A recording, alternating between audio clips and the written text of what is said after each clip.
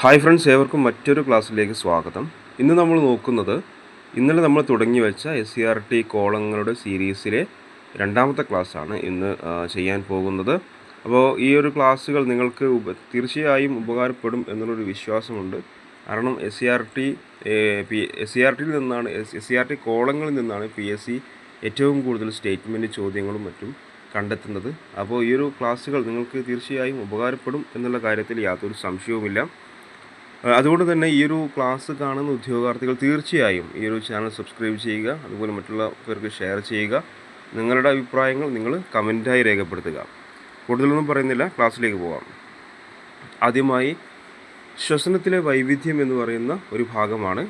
ജീവികൾ അതേപോലെ ശ്വസനത്തിൽ സഹായിക്കുന്ന ഭാഗം, ഈ രണ്ട് കോളങ്ങളാണ് ഇവിടെ കൊടുത്തിട്ടുള്ളത്. ആദ്യമായി മണ്ണിരയുടെ ശ്വസനത്തിൽ സഹായിക്കുന്ന ഭാഗം ഏതാണ്? ഈർപ്പമുള്ള ത്വക്കാണ്. മണ്ണിരയ്ക്ക് ശ്വസനത്തിന് സഹായിക്കുന്ന ഭാഗം ഏതാണ്? ഈർപ്പമുള്ള ത്വക്കാണ്. അതുപോലെ മത്സ്യത്തിൻ്റെ ഏതാണ്? ശകുലങ്ങളാണ്, അതായത് ചെകിളപ്പൂക്കൾ. മത്സ്യത്തിൻ്റെ ഏതാണ്? ശകുലങ്ങളാണ്, അതായത് ചെകിളപ്പൂക്കൾ. അതുപോലെ തവളയുടെ ശ്വസന ഭാഗം ഏതാണ്? കരയിലായിരിക്കുമ്പോൾ ശ്വാസകോശവും വെള്ളത്തിലായിരിക്കുമ്പോൾ ഈർപ്പമുള്ള ത്വക്കുമാണ്. തവളയുടേത് ഏതാണ്? കരയിലായിരിക്കുമ്പോൾ ശ്വാസകോശവും അതുപോലെ വെള്ളത്തിലായിരിക്കുമ്പോൾ ഈർപ്പമുള്ള ത്വക്കുമാണ്. അടുത്ത ചിലന്തിൻ്റെ ബുക്ക് ലങ്സ് ആണ്. ചിലന്തിൻ്റെ ഏതാണ്? ബുക്ക് ലങ്സ് ആണ്. അപ്പോൾ ഇത്രയും കാര്യങ്ങളാണ് ഒന്നുകൂടെ നോക്കാം. മണ്ണിരയുടെ ഈർപ്പമുള്ള ത്വക്ക്, മത്സ്യത്തിൻ്റെ ശകുലങ്ങൾ അഥവാ ചെകിളപ്പൂക്കളാണ്. അതുപോലെ തവളയുടേത് കരയിലായിരിക്കുമ്പോൾ ശ്വാസകോശവും വെള്ളത്തിലായിരിക്കുമ്പോൾ ഈർപ്പമുള്ള ത്വക്കുമാണ്. ചിലന്തിയുടെ ഏതാണ്? ബുക്ക് ലങ്സ് ആണ്. ചിലന്തിയുടെ ബുക്ക് ലങ്സ് ആണ്. അടുത്ത പ്രധാനപ്പെട്ട ഒരു ഭാഗമാണ്. ഏതൊരു പരീക്ഷ എടുത്ത് നോക്കിയാലും ഒരു മാർക്കിന് ചോദിക്കുന്ന ഒരു ഭാഗമാണ് ദേശീയ ജലപാതകൾ. ആദ്യത്തേത് NW1 എവിടെയാണ്? ഗംഗാ നദിയിലാണ്. അലഹബാദ് മുതൽ ഹാൽഡിയ വരെ 1620 കിലോമീറ്ററാണ് ഇതിൻ്റെ നീളം. ദേശീയ ജലപാത 1 ഗംഗാ നദിയിലാണ്. അലഹബാദ് മുതൽ ഹാൽഡിയ വരെയാണ് 1620 കിലോമീറ്ററാണ് ഇതിൻ്റെ നീളം. രണ്ടാമത്തേത് ഏതാണ്? ബ്രഹ്മപുത്ര നദിയിലാണ്. സാദിയ മുതൽ ദുബ്രി വരെയാണ്. ബ്രഹ്മപുത്ര നദിയിലാണ്. സാദിയ മുതൽ ദുബ്രി വരെയാണ് 891 കിലോമീറ്ററാണ് ഇതിൻ്റെ നീളം. അടുത്തത് മൂന്നാമത്തെ ദേശീയ ജലപാത 3 കേരളത്തിൽ കൊല്ലം മുതൽ കോട്ടപ്പുറം വരെയുള്ള പശ്ചിമ തീര കനാലാണ്. 205 കിലോമീറ്ററാണ് ഇതിൻ്റെ നീളമെന്ന് പറയുന്നത്. ദേശീയ ജലപാത 4 ഏതാണ്? ഗോദാവരി കൃഷ്ണ നദികളുമായി ചേർന്ന് കാക്കിനഡ മുതൽ പുതുച്ചേരി വരെയുള്ള കനാലാണ്. ഗോദാവരി കൃഷ്ണ നദികളുമായി ചേർന്ന് കാക്കിനഡ മുതൽ പുതുച്ചേരി വരെയുള്ള കനാലാണ്. 1095 കിലോമീറ്ററാണ് ഇതിൻ്റെ നീളം എന്ന് പറയുന്നത്. അടുത്ത ദേശീയ ജലപാത 5 NW5 പൂർവ്വ തീര കനാലുകളുമായി ബന്ധിപ്പിച്ചുള്ള ബ്രാഹ്മണി മഹാനദി ഡെൽറ്റ നദീ വ്യവസ്ഥയാണ്. 623 കിലോമീറ്ററാണ് ഇതിൻ്റെ നീളം. ഇതാണ് പൂർവ്വ തീര കനാലുമായി ബന്ധിപ്പിച്ചിട്ടുള്ള ബ്രാഹ്മണി മഹാനദി ഡെൽറ്റ നദീ വ്യവസ്ഥകളാണ്. 623 കിലോമീറ്ററാണ് ഇതിൻ്റെ നീളം. അപ്പോൾ ഇത് ഏറ്റവും പ്രധാനപ്പെട്ടത് NW3 ആണ്. നിരന്തരം PSC പരീക്ഷകൾക്ക് ചോദിച്ചിട്ടുള്ള ഒരു ചോദ്യമാണ്. അപ്പോൾ തീർച്ചയായും ഇത് പഠിച്ചു വെക്കുക. അടുത്തത് ഇരുമ്പുരുക്ക് ശാലകളും അത് സ്ഥിതി ചെയ്യുന്ന സ്ഥലങ്ങളും അതുപോലെ അതിൻ്റെ സവിശേഷതകളുമാണ് അടുത്ത് നോക്കുന്നത്. ആദ്യത്തേത് ടാറ്റ ഇരുമ്പുരുക്ക് കമ്പനി ടിസ്കോ സ്ഥിതി ചെയ്യുന്ന സ്ഥലം എവിടെയാണ്? ജംഷഡ്പൂരാണ് ടാറ്റ ഇരുമ്പുരുക്ക് കമ്പനി സ്ഥിതി ചെയ്യുന്നത്. ജംഷഡ്പൂർ എവിടെയാണ്? ഝാർഖണ്ഡിലാണ്. ഏറ്റവും വലിയ സ്വകാര്യ മേഖല ഇരുമ്പുരുക്ക് വ്യവസായശാലയാണിത്. ടാറ്റ ഇരുമ്പുരുക്ക് കമ്പനി എന്ന് പറയുന്നത്.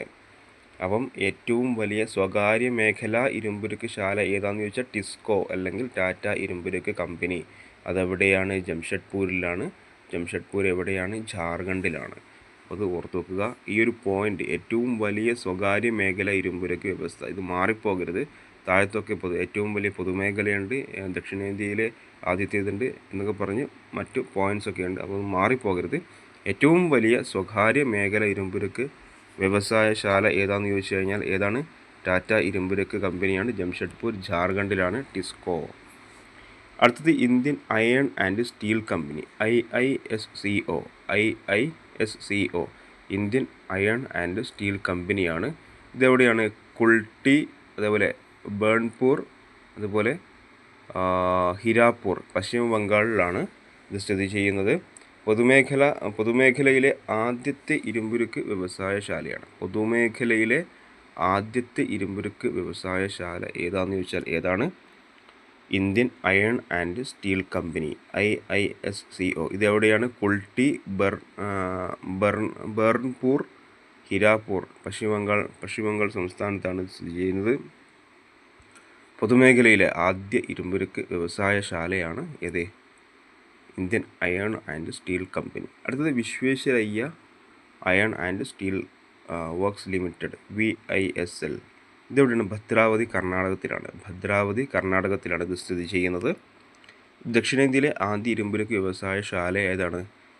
Visvesvaraya iron and steel works ആണ്. ദക്ഷിണേന്ത്യയിലെ ആദ്യ ഇരുമ്പുരുക്ക് വ്യവസായശാല ഏതാണെന്ന് ചോദിച്ചാൽ ഏതാണ്? വിശ്വേശ്വരയ്യ അയൺ ആൻഡ് സ്റ്റീലാണ്. ഇത് ഭദ്രാവതി, കർണാടകയിലാണ് ഇത് സ്ഥിതി ചെയ്യുന്നത്. അടുത്തത് ഹിന്ദുസ്ഥാൻ ലിമിറ്റഡ്, ഭിലായി. ഇത് നമ്മൾ ഇന്നലെ പഠിച്ചതാണ്. ഭിലായി, ഒഡീഷ. ഇതിന് കോഡൊക്കെ വെച്ച് ഇന്നലെ പഠിച്ചതാണ്. ഭിലായി എവിടെയാണ്? ഭിലായി ഛത്തീസ്ഗഡിലാണ്. ഛത്തീസ്ഗഡിലെ ദുർഗിലാണ് സ്ഥിതി ചെയ്യുന്നത്. 1959 റഷ്യയുടെ സാങ്കേതിക സഹായത്തോടെ സ്ഥാപിച്ച ഇരുമ്പുരുക്ക് വ്യവസായശാലയാണ് ഭിലായി. അടുത്തത് റൂർക്കല. എവിടെയാണ് റൂർക്കല? ഒഡീഷയിലാണ്. ഒഡീഷയിലാണ്. ഒഡീഷയിലെ സുന്ദർഗഡിലാണ് 1959 ജർമ്മനിയുടെ സാങ്കേതിക സഹായത്തോടെ സ്ഥാപിച്ച ഇരുമ്പുരുക്ക് വ്യവസായശാലയാണ് റൂർക്കല എന്ന് പറയുന്നത്. അടുത്തത് ഏതാണ്? ദുർഗാപൂരാണ്.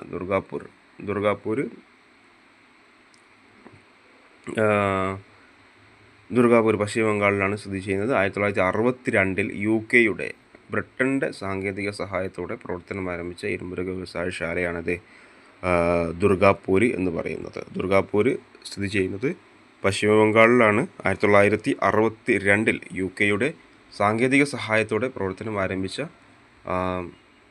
ഇരുമ്പുരുക്ക് വ്യവസായശാലയാണ് ദുർഗാപൂർ. അടുത്തത് ഏതാണ്? ബൊക്കാറോ ജാർഖണ്ഡിലാണ്. 1964 റഷ്യയുടെ സാങ്കേതിക സഹായത്തോടെ ആരംഭിച്ച ഇരുമ്പുരുക്ക് വ്യവസായശാലയാണ് ബൊക്കാറോ. അപ്പോൾ ഇതിൻ്റെ കോഡ് ഇന്നലെ ഞാൻ പറഞ്ഞു തന്നിരുന്നു. ഒന്നുകൂടെ പറയാം. ഭിലായിയുടെ ബിച്ചാറ, ഭിലായി ഛത്തീസ്ഗഡ്, റഷ്യ. അതുപോലെ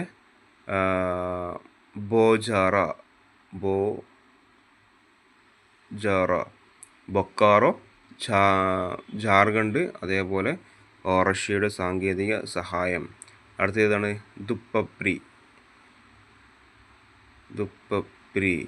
അതായത് ദുർഗാപൂർ പശ്ചിമ ബംഗാൾ, ബ്രിട്ടൻ്റെ സഹായത്തോടു കൂടി. ഇനി ഏതാണ്?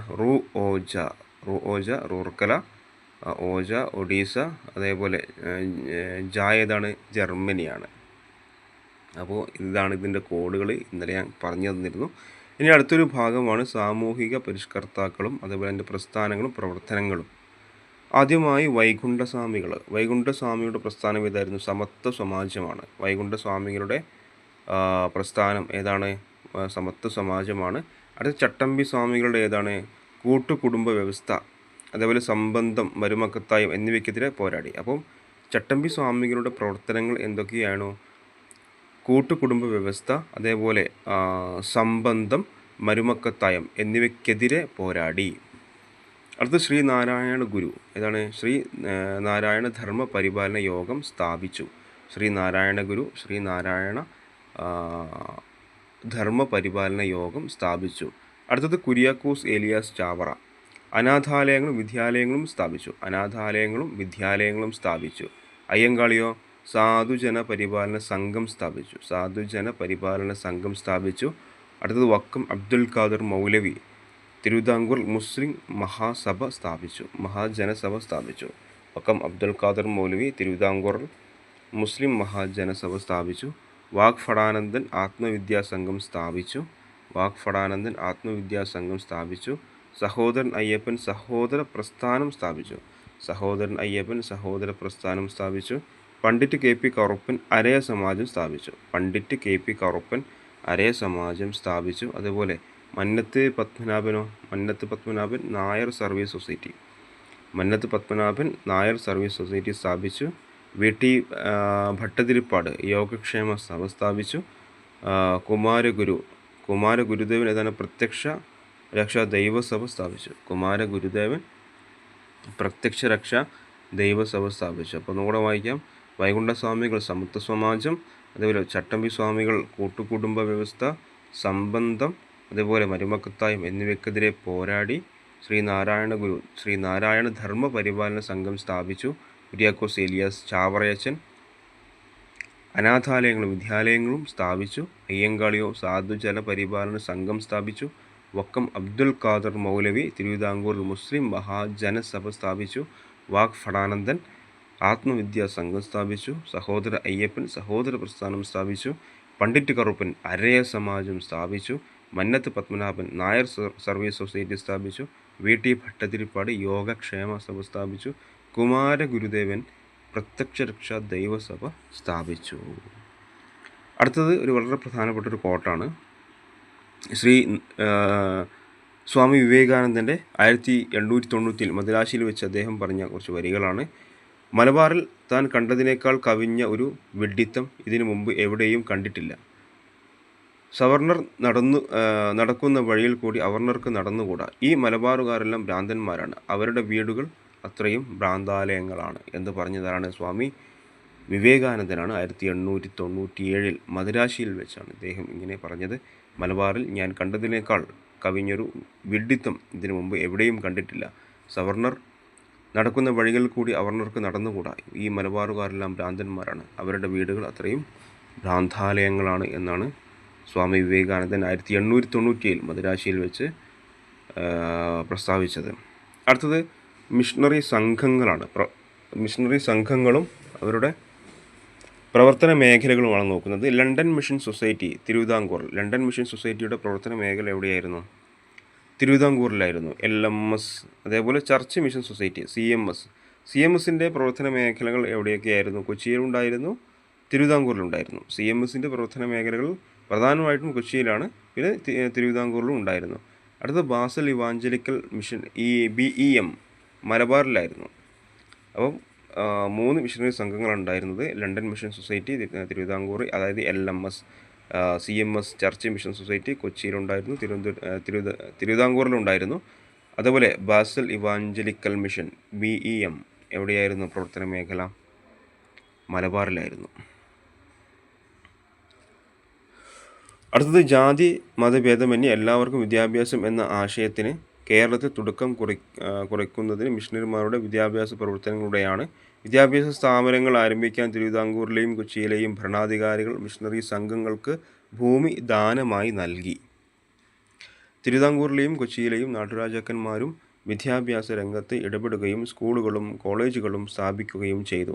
തിരുവിതാംകൂറിലെ ഭരണാധികാരിയായിരുന്ന ഗൗരി പാർവതിഭായ് 1817 പ്രൈമറി വിദ്യാഭ്യാസം സൗജന്യമാക്കിക്കൊണ്ട് വിളംബരം പുറപ്പെടുവിച്ചു. അപ്പോൾ ഇത് വളരെ പ്രധാനപ്പെട്ടൊരു പോയിൻ്റാണ്. 2017 LGS ഇത് ചോദിച്ചിരുന്നു. തുടർന്നുള്ള പരീക്ഷകളും ഇത് ചോദിച്ചിരുന്നു. തിരുവിതാംകൂറിൽ ഭരണാധികാരിയായിരുന്ന ഗൗരി പാർവതിഭായ് 1817 പ്രൈമറി വിദ്യാഭ്യാസം സൗജന്യമാക്കിക്കൊണ്ട് വിളംബരം പുറപ്പെടുവിച്ചു. 1817 ഗൗരി പാർവതിഭായ് പ്രൈമറി വിദ്യാഭ്യാസം സൗജന്യം എന്നോർത്ത് വെക്കുക. അടുത്തത് സാംസ്കാരിക മേഖലയിലെ ബ്രിട്ടീഷ് സ്വാധീനം. യൂറോപ്യന്മാരുടെ വരവോടെ കേരളത്തിൽ അച്ചടി ആരംഭിച്ചത്. മലയാളത്തിൽ വ്യാകരണ ഗ്രന്ഥങ്ങളും നിഘണ്ടുവും തയ്യാറാക്കുന്നതിൽ കൂടുതൽ താല്പര്യം പ്രകടിപ്പിച്ചിരുന്നത് ജസ്യൂട്ടി മിഷണറിമാരാണ്. ഡോക്ടർ ആഞ്ചലോ ഫ്രാൻസിസ് ആണ് മലയാളത്തിലെ ആദ്യ വ്യാകരണ ഗ്രന്ഥം തയ്യാറാക്കിയത്. അപ്പോൾ മലയാളത്തിലെ ആദ്യ വ്യാകരണ ഗ്രന്ഥം തയ്യാറാക്കിയത് ആരാണ്? ഡോക്ടർ ആഞ്ചലോസ് ഫ്രാൻസിസ് ആണ്. ഡോക്ടർ ആഞ്ചലോസ് ഫ്രാൻസിസ് ആണ് മലയാളത്തിലെ ആദ്യ വ്യാകരണ ഗ്രന്ഥം തയ്യാറാക്കിയത്? Doctor Angelos Francis. Doctor Angelos Francis ആണ് മലയാളത്തിലെ ആദ്യ വ്യാകരണ ഗ്രന്ഥം തയ്യാറാക്കിയത്. മലയാള ഭാഷയിലെ ആദ്യ നിഘണ്ടു രൂപപ്പെടുത്തുന്നത് അർണോസ് പാതിരിയാണ്. അപ്പം മലയാള ഭാഷയിലെ ആദ്യത്തെ നിഘണ്ടു തയ്യാറാക്കിയതാരാണ്? അർണോസ് പാതിരിയാണ്. അപ്പോൾ വ്യാകരണ ഗ്രന്ഥം, മലയാള ഭാഷയിൽ ആദ്യത്തെ വ്യാകരണ ഗ്രന്ഥം തയ്യാറാക്കിയത് ആരാണ്? ആഞ്ചലോസ് ഫ്രാൻസിസ് ആണ് വ്യാകരണ ഗ്രന്ഥം തയ്യാറാക്കിയത്. നിഘണ്ടു തയ്യാറാക്കിയതോ? ആരാണ് നിഘണ്ടു തയ്യാറാക്കിയത്? അർണോസ് പാതിരിയാണ്. മലയാള ഭാഷയിലെ ആദ്യ നിഘണ്ടു രൂപപ്പെടുത്തിയത് അർണോസ് പാതിരിയാണ്. മലയാള ഭാഷയിൽ അച്ചടിച്ച ആദ്യത്തെ സമ്പൂർണ്ണ ഗ്രന്ഥമാണ് സംക്ഷേപ വേദാർത്ഥം. മലയാള ഭാഷയിൽ അച്ചടിച്ച ആദ്യത്തെ സമ്പൂർണ്ണ ഗ്രന്ഥമാണ് സംക്ഷേപ വേദാർത്ഥം. മിഷണറിമാരായ ബെഞ്ചമിൻ ബെയ്ലി ഇംഗ്ലീഷ് മലയാളം നിഘണ്ടുവും doctor Hermann Gundert Malayalam English നിഘണ്ടവും പ്രസിദ്ധപ്പെടുത്തി. അപ്പോൾ മിഷണറിമാരായ ബെഞ്ചമിൻ ബെയ്ലിയാണ് ഇംഗ്ലീഷ് ടു മലയാളം നിഘണ്ടു തയ്യാറാക്കിയത്. English to Malayalam Benjamin Bailey. Hermann ഗുണ്ടർട്ടാണ് മലയാളം ഇംഗ്ലീഷ് നിഘണ്ടു പ്രസിദ്ധപ്പെടുത്തിയത്. ഡോക്ടർ ഹെർമൻ ഗുണ്ടർട്ട് തലശ്ശേരിയിൽ നിന്ന് പ്രസിദ്ധപ്പെടുത്തിയ രാജ്യസമാചാരം, പശ്ചിമോദയം എന്നിവ മലയാളത്തിലെ ആദ്യത്തെ പത്രങ്ങളാണ്. അപ്പം മലയാളത്തിലെ ആദ്യത്തെ പത്രങ്ങൾ ഏതൊക്കെയാണ്? രാജ്യസമാചാരം, പശ്ചിമോദയം എന്നിവ മലയാളത്തിലെ ആദ്യത്തെ പത്രങ്ങളാണ്. അതാരാണ് തയ്യാറാക്കിയതാരാണ്? ഹെർമൻ ഗുണ്ടർട്ടാണ്. തലശ്ശേരിയിൽ നിന്നാണ് പ്രസിദ്ധപ്പെടുത്തിയത്. രാജ്യസമാചാരം, പശ്ചിമോദയം എന്നിവ മലയാളത്തിലെ ആദ്യത്തെ പത്രങ്ങളാണ്. അപ്പോൾ ഒന്നും കൂടെ നോക്കാം. ജെസ്യൂട്ട് മിഷണറിമാർ ഡോക്ടർ ആഞ്ചലോ ഫ്രാൻസിസ് ആണ് മലയാളത്തിലെ ആദ്യത്തെ വ്യാകരണ ഗ്രന്ഥം തയ്യാറാക്കിയത്. ആരാണ്? ഡോക്ടർ ആഞ്ചലോസ് ഫ്രാൻസിസ് ആണ്. മലയാള ഭാഷയിലെ ആദ്യത്തെ നിഘണ്ടു രൂപപ്പെടുത്തിയത് അർണോസ് പാതിരിയാണ്. മലയാള ഭാഷയിൽ അച്ചടിച്ച ആദ്യത്തെ സമ്പൂർണ്ണ ഗ്രന്ഥം ഏതാണ്? സംക്ഷേപ വേദാർത്ഥമാണ് മലയാള ഭാഷയിൽ അച്ചടിച്ച ആദ്യത്തെ സമ്പൂർണ്ണ ഗ്രന്ഥം. അടുത്ത Benjamin Bailey English to Malayalam നിഘണ്ടു തയ്യാറാക്കി. Benjamin Bailey English to Malayalam. അതുപോലെ ഡോക്ടർ ഹെർമൻ ഗുണ്ടർട്ടോ മലയാളം ടു ഇംഗ്ലീഷ് നിഘണ്ടു തയ്യാറാക്കിയത് ഡോക്ടർ ഹെർമൻ ഗുണ്ടർട്ടാണ്. രാജ്യസമാചാരം, പശ്ചിമോദയം എന്നീ മലയാളത്തിലെ ആദ്യത്തെ പത്രങ്ങൾ സ്ഥാപിച്ചതാരാണ്? Doctor Hermann ഗുണ്ടർട്ടാണ്. തലശ്ശേരിയിൽ നിന്നാണ് പ്രസിദ്ധപ്പെടുത്തിയത് രാജ്യസമാചാരം, പശ്ചിമോദയം. അടുത്തൊരു ഭാഗമാണ് പുനലൂർ പേപ്പർ മില്ല് എവിടെയാണ് സ്ഥാപിച്ചത്?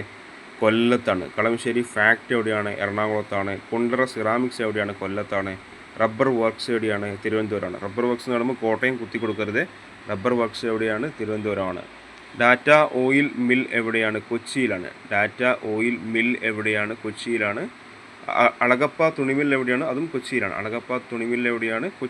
അപ്പോൾ ഒന്നുകൂടെ വായിക്കാം.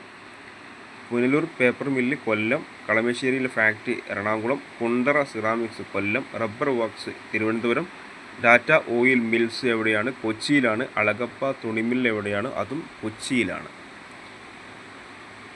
മൂലധനം സ്വരൂപിക്കാനുള്ള പണമിടപാട് സ്ഥാപനങ്ങളെ ബാങ്കുകൾ ഇക്കാലത്ത് കേരളത്തിൽ വളർന്നു വന്നു. ആദ്യമായി രൂപം കൊണ്ട സ്വകാര്യ ബാങ്ക് ഏതാണ്? നെടുങ്ങാടി ബാങ്കാണ്. ആദ്യമായി കേരളത്തിൽ രൂപം കൊണ്ട സ്വകാര്യ ബാങ്ക് ഏതാണെന്ന് ചോദിച്ചാൽ ഏതാണ്? നെടുങ്ങാടി ബാങ്ക്. ആദ്യമായി കേരളത്തിൽ രൂപം കൊണ്ട സ്വകാര്യ ബാങ്ക് ഏതാണ്? നെടുങ്ങാടി ബാങ്കാണ്. തുടർന്ന് ഇമ്പീരിയൽ ബാങ്ക്, അതുപോലെ Indian national bank, chartered bank എന്നിവ നിലവിൽ വന്നു. തുടർന്ന് ഇമ്പീരിയൽ ബാങ്ക്, അതുപോലെ Indian national bank, chartered bank എന്നിവ നിലവിൽ വന്നു. അടുത്തൊരു ഭാഗമാണ് 1859 ആദ്യത്തെ കയർ ഫാക്ടറി ആലപ്പുഴയിൽ സ്ഥാപിതമായി. കശുവണ്ടി ഫാക്ടറികളെല്ലാം കൊല്ലം കേന്ദ്രമായി വളർന്നു വന്നു. അപ്പം 1859 ആലപ്പുഴയിൽ സ്ഥാപിതമായ ഫാക്ടറിയുടെ പേരെന്താണ്? ഡാറാസ് മെയിൽ എന്നാണ് കേട്ടോ. ഡാറസ് മെയിൽ 1859 ആദ്യത്തെ കയർ ഫാക്ടറി ആലപ്പുഴയിൽ സ്ഥാപിതമായി. അതിൻ്റെ പേരാണ് ഡാറാസ് മെയിൽ. കശുവണ്ടി ഫാക്ടറികൾ കൊല്ലം കേന്ദ്രമായി വളർന്നു വന്നു. ഫറോക്ക് കൊല്ലത്താണ്. ഫറോക്ക് കൊല്ലം, ഒല്ലൂർ തൃശ്ശൂർ ജില്ലയിലാണ്. തുടങ്ങിയ പ്രദേശങ്ങളിൽ ഓട്ട് കമ്പനിയും കണ്ണൂരും കോഴിക്കോടും കൈത്തറി നിർമ്മാണശാലകളും ആരംഭിച്ചു. അതുപോലെ ബീഡി വ്യവസായം എവിടെയാണ്? കണ്ണൂരാണ്. ബീഡി വ്യവസായം എവിടെയാണ്? കണ്ണൂരാണ്. അപ്പം ആലപ്പുഴയിൽ ആദ്യത്തെ കയർ ഫാക്ടറി സ്ഥാപിതമായി 1859 കൊല്ലം കേന്ദ്രമാക്കി കശുവണ്ടി ഫാക്ടറികൾ നിലവിൽ വന്നു. ഫറോക്ക് കൊല്ലം, ഒല്ലൂർ തൃശ്ശൂർ ജില്ലയിലാണ്. തുടങ്ങിയ പ്രദേശങ്ങൾ കേന്ദ്രമായി ഓട്ടു കമ്പനികൾ നിലവിൽ വന്നു. കണ്ണൂരും കോഴിക്കോടും കൈത്തറി വ്യവസായശാലകൾ, നിർമ്മാണശാലകൾ നിലവിൽ വന്നു. അതേപോലെ ബീഡി വ്യവസായം കണ്ണൂർ കേന്ദ്രമായി നിലവിൽ വന്നു. അടുത്തൊരു ഭാഗമാണ് തിരുവിതാംകൂറിൽ മാർത്താണ്ഡവർമ്മയുടെ കാലം മുതൽ തന്നെ ഭൂ ഉടമ ബന്ധങ്ങളിൽ മാറ്റം വരുത്തിയിരുന്നു. മാടമ്പിമാരുടെ ഭൂമിയെല്ലാം പണ്ടാരം വക എന്ന് പറഞ്ഞാൽ സർക്കാർ വക ഭൂമിയായി കൈമാറി. ഈ പണ്ടാരം വക ഭൂമിയിലെ കുടിയാന്മാർക്ക് അവർ കൃഷി ചെയ്യുന്ന ഭൂമി സ്വന്തമായി നൽകിക്കൊണ്ടുള്ള സുപ്രധാന വിളംബരം 1865 തിരുവിതാംകൂർ സർക്കാർ പുറപ്പെടുവിച്ചു.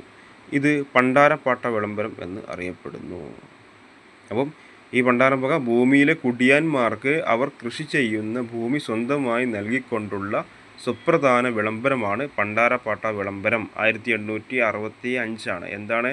അതായത് ഭൂമിയിലെ കുടിയാന്മാർക്ക് അവർ കൃഷി ചെയ്യുന്ന ഭൂമി സ്വന്തമായി നൽകിക്കൊണ്ടുള്ള സുപ്രധാന വിളംബരം 1865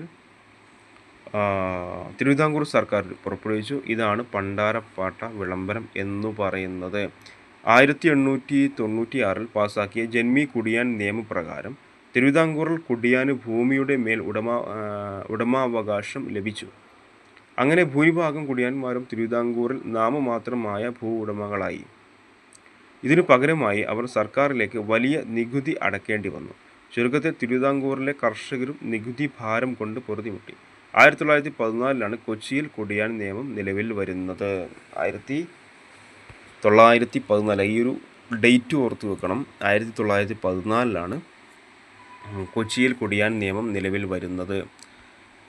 അടുത്തൊരു ബോക്സാണ് തിരുവിതാംകൂർ 1865 പണ്ടാരപ്പാട്ട വിളംബരം. കൊച്ചി 1914 കുടിയാൻ നിയമം.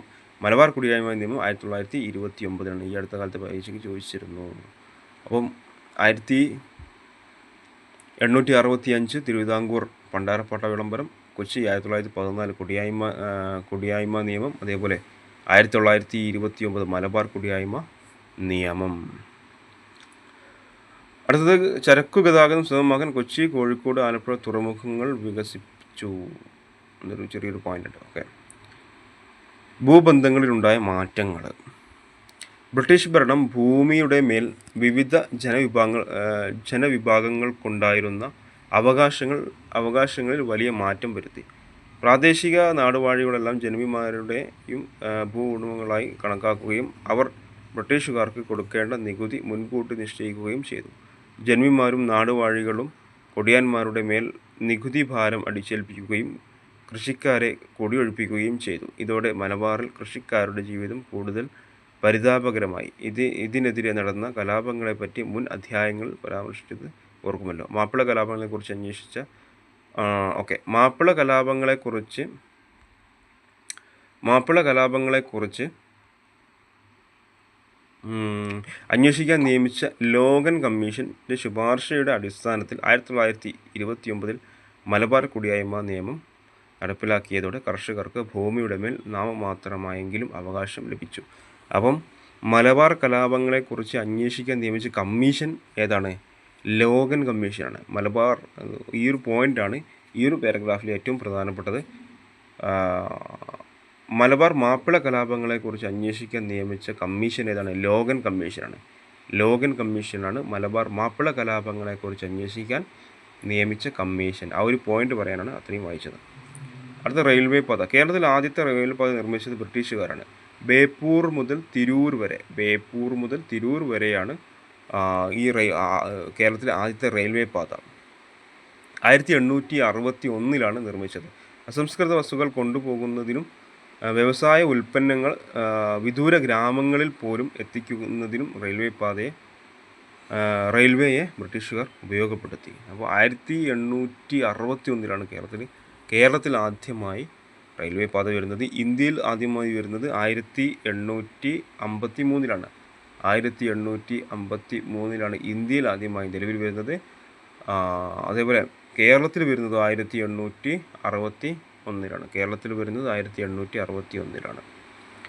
അടുത്തത് വേലുത്തമ്പി ദളവയും പാലിയത്തച്ഛനും. തിരുവിതാംകൂറിൻ്റെയും കൊച്ചിയുടെയും ആഭ്യന്തര കാര്യങ്ങളിൽ ബ്രിട്ടീഷുകാർ അനിയന്ത്രിതമായി ഇടപെട്ടതിനെതിരെയാണ് ദിവാൻ വേലുത്തമ്പി ദളവയും പാലിയത്തച്ഛനും പ്രതിഷേധിച്ചത്. 1809 ജനുവരി 11 പുറത്തിറക്കിയ കുണ്ടറ വിളംബരത്തിലൂടെ വേലുത്തമ്പി ബ്രിട്ടീഷുകാർക്കെതിരെ ആയുധമെടുത്ത് പോരാടാൻ ജനങ്ങളോട് ആഹ്വാനം ചെയ്തു. അപ്പം 1809 ജനുവരി 11 കുണ്ടറ വിളംബരം. 1809 ജനുവരി 11 കുണ്ടറ വിളംബരം. തിരുവിതാംകൂറിൻ്റെയും കൊച്ചിയുടെയും സംയുക്ത സൈന്യം ബ്രിട്ടീഷ് റെസിഡൻറ്റ് മക്കാളയുടെ ഔദ്യോഗിക വസതി ആക്രമിച്ചു. പക്ഷേ ബ്രിട്ടീഷ് സൈന്യത്തിന് മുമ്പിൽ പിടിച്ചു നിൽക്കാൻ ഇവർക്കായില്ല. പിടിക്കപ്പെടുമെന്ന് ഉറപ്പായപ്പോൾ വേലുത്തമ്പി ദളവ മണ്ണടിയിൽ ക്ഷേത്രത്തിൽ വെച്ച് ആത്മഹത്യ ചെയ്തു. അപ്പം വേലുത്തമ്പി ദളവ മണ്ണടിയിൽ ക്ഷേത്രത്തിൽ വെച്ചാണ് ആത്മഹത്യ ചെയ്തത്. മണ്ണടിയിൽ ക്ഷേത്രത്തിൽ വെച്ചാണ് വേലുത്തമ്പി ദളവ ആത്മഹത്യ ചെയ്തത്. വേലുത്തമ്പി ദളവയുടെ മൃതശരീരം തിരുവനന്തപുരത്തെ കണ്ണൻ മൂലയിൽ കെട്ടിത്തൂക്കി. അപ്പം തിരുവനന്തപുരത്തെ കണ്ണൻ മൂലയിലാണ് വേലുത്തമ്പി ദളവയുടെ മൃതശരീരം കെട്ടിത്തൂക്കിയത്. പാലിയത്തച്ഛനെ മദ്രാസിലേക്ക് നാട് കടത്തി. അപ്പോൾ വേലുത്തമ്പി ദളവ ആത്മഹത്യ ചെയ്തത് മണ്ണടിയിലെ ക്ഷേത്രത്തിൽ വെച്ചാണ്.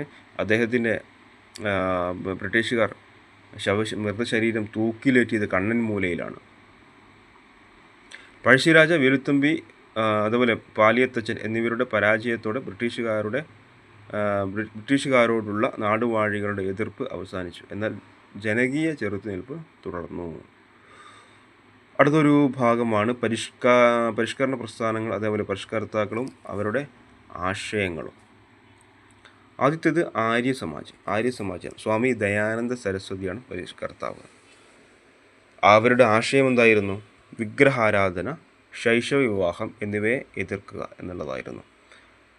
അപ്പോൾ ആര്യസമാജം, സ്വാമി ദയാനന്ദ സരസ്വതി വിഗ്രഹാരാധന, ശൈശവ വിവാഹം എന്നിവയെ എതിർത്തു. അതേപോലെ രാമകൃഷ്ണ മിഷൻ, സ്വാമി വിവേകാനന്ദനാണ് സ്ഥാപിച്ചത്. രാമകൃഷ്ണ മിഷൻ ജാതി വ്യവസ്ഥ, അനാചാരങ്ങൾ എന്നിവയെ എതിർത്തു. സ്വാതന്ത്ര്യം, സമത്വം, സ്വതന്ത്ര ചിന്ത എന്നിവയെ പ്രോത്സാഹിപ്പിച്ചു. സ്വാതന്ത്ര്യം, സമത്വം അതേപോലെ സ്വതന്ത്ര ചിന്ത എന്നിവയെ പ്രോത്സാഹിപ്പിച്ചു. അടുത്തത് അലിഗഡ് പ്രസ്ഥാനമാണ്. സർ സയ്യിദ് അഹമ്മദ് ഖാനാണ്. ഇന്ത്യയിലെ മുസ്ലിങ്ങളുടെ സാമൂഹികവും വിദ്യാഭ്യാസപരവുമായ പുരോഗതിക്കായി അവർ വാദിച്ചു. അലിഗഡ് പ്രസ്ഥാനം സർ സയ്യിദ് അഹമ്മദ് ഖാനാണ് ഇന്ത്യയിലെ മുസ്ലിങ്ങളുടെ സാമൂഹികവും വിദ്യാഭ്യാസപരവുമായ പുരോഗതിക്കായി വാദിച്ചു. അടുത്തത് പ്രാർത്ഥനാ സമാജം, ആത്മാറാം പണ്ഡുരാങ്. പ്രാർത്ഥനാ സമാജം ആരാണ് സ്ഥാപിച്ചത്? ആത്മാറാം പണ്ഡുരാങ്. മിശ്രഭോജനം, മിശ്രവിവാഹം, വിധവാ പുനർവിവാഹം, സ്ത്രീകളെയും പിന്നാക്ക ജനങ്ങളെയും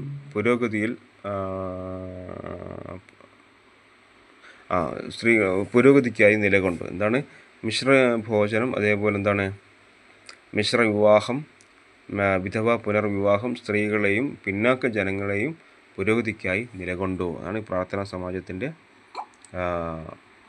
ആശയങ്ങളെന്ന് പറയുന്നത്. അടുത്ത തിയോസഫിക്കൽ സൊസൈറ്റി ആരാണ്? ആനി ബസൻ്റാണ്. തിയോസഫിക്കൽ സൊസൈറ്റി സ്ഥാപിച്ചതാരാണ്? ആനി ബസൻ്റാണ്. ഹിന്ദു മതത്തിലെ പുനരുദ്ധാരണത്തിനായി നിലകൊണ്ടു. Theosophical society Annie Besant സ്ഥാപിച്ചതാണ്.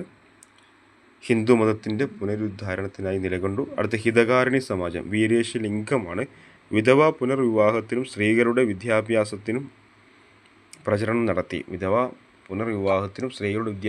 വേണ്ടി പ്രചാരണം നടത്തി. ഹിതകാരിണി സമാജം ആരാണ്? വീരേശലിംഗമാണ്. വിധവാ പുനർവിവാഹത്തിനും സ്ത്രീകളുടെ വിദ്യാഭ്യാസത്തിനും പ്രചാരണം നൽകി. സത്യശോധക് സമാജം ജ്യോതിബ ഫുലെയാണ്. ദുരാചാരങ്ങളെയും പുരോഗതി മേധാവിത്വത്തെയും എതിർത്തു. പിന്നാക്ക വിഭാഗങ്ങൾക്കായി വിദ്യാലയങ്ങൾ സ്ഥാപിച്ചു. അതേപോലെ ദുരാചാരങ്ങളെയും പുരോഹിത മേധാവിത്വത്തെയും എതിർത്തു. പിന്നോക്ക വിഭാഗങ്ങൾക്കായി വിദ്യാലയങ്ങൾ സ്ഥാപിച്ചു. അടുത്തത് സ്വാഭിമാന പ്രസ്ഥാനം ഇ.വി. രാമസ്വാമി നായ്ക്കർ. സ്വാഭിമാന പ്രസ്ഥാനം ഇ.വി. രാമസ്വാമി നായ്ക്കറാണ്. ബ്രാഹ്മണ മേധാവിത്വത്തെയും ജാതി വ്യവസ്ഥയെയും എതിർത്തു. ബ്രാഹ്മണ മേധാവിത്വത്തെയും ജാതി വ്യവസ്ഥയെയും എതിർത്തു. അടുത്തത് ശ്രീ നാരായണ ധർമ്മ പരിപാലന യോഗം. ശ്രീ നാരായണ ഗുരുവാണ് സ്ഥാപിച്ചത്. ജാതി വ്യവസ്ഥയെയും ദുരാചാരങ്ങളെയും എതിർത്തു. പിന്നാക്ക ജനവിഭാഗങ്ങളുടെ സാമൂഹികവും വിദ്യാഭ്യാസപരവുമായ പുരോഗതിക്കായി നിലകൊണ്ടു. ജാതി വ്യവസ്ഥയെയും ദുരാചാരങ്ങളെയും എതിർത്തു. പിന്നാക്ക ജനവിഭാഗങ്ങളുടെ സാമൂഹികവും വിദ്യാഭ്യാസപരവുമായ പുരോഗതിക്കായി നിലകൊണ്ടു. അപ്പം ഇത്രയും കാര്യങ്ങളാണ് ഇന്നത്തെ ക്ലാസ്സിൽ നോക്കുന്നത്. തുടർന്നുള്ള ക്ലാസ്സിൽ ഇതിൻ്റെ ബാക്കി ഭാഗം നമുക്ക് നോക്കാം. അപ്പോൾ ഈ ഒരു ക്ലാസ്സുകളൊക്കെ നിങ്ങൾക്ക് ഇഷ്ടപ്പെട്ടിട്ടുണ്ടെങ്കിൽ തീർച്ചയായും നിങ്ങൾ സബ്സ്ക്രൈബ് ചെയ്യുക, ലൈക്ക് ചെയ്യുക, നിങ്ങളുടെ ഫ്രണ്ട്സിന് ഇത് ഷെയർ ചെയ്യുക. വളരെ ഉപകാരപ്പെടുന്ന ക്ലാസ്സുകൾ മാത്രമാണ് ഞാൻ ഈ ഒരു ചാനലിലൂടെ ലഭ്യമാക്കുകയുള്ളൂ. തീർച്ചയായും വരാൻ പോകുന്ന CPO, WCPO, ASM പോലെയുള്ള ഇനി നവംബറിൽ നോട്ടിഫിക്കേഷൻ വരാൻ പോകുന്ന 10th എക്സാമുകൾക്കും 12th എക്സാമുകൾക്കൊക്കെ ഉപകാരപ്പെടുന്ന ക്ലാസ്സുകളാണ് ഈ ഒരു ചാനലിലൂടെ ലഭ്യമാക്കുന്നത്. തീർച്ചയായും നിങ്ങളിത് സബ്സ്ക്രൈബ് ചെയ്യണം, മറ്റുള്ളവർക്ക് ഷെയർ ചെയ്യണം.